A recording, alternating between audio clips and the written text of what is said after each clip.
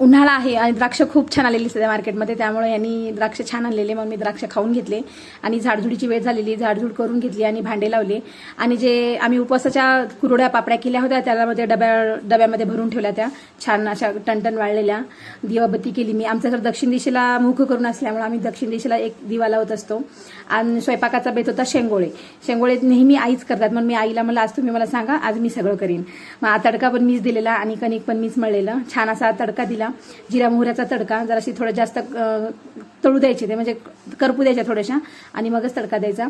आणि मग आपलं गव्हाचं पीठ घेतलं, त्याच्यामध्ये थोडंसं ज्वारीचं पीठ टाकलं आणि थोडंसं बेसन पीठ आणि भरपूर लसण आणि लसूण जिरे आणि थोडासा ओवा टाकला आणि चटणी मीठ, एवढंच बघ. चटणी मीठ आणि हळद थोडीशी टाकली आणि मस्त असं कणिक मळून घेतलं आणि अशा छान छान दोऱ्या करून त्याला गोल गोल असे शेंगोळे केले.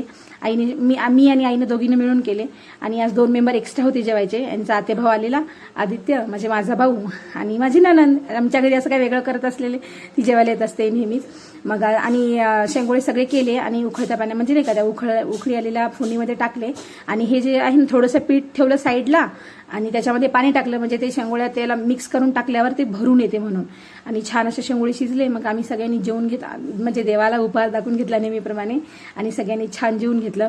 मग भांडे वगैरे घासले. साक्षी म्हणे वहिनी आज मी थोडंसं लोटून देते.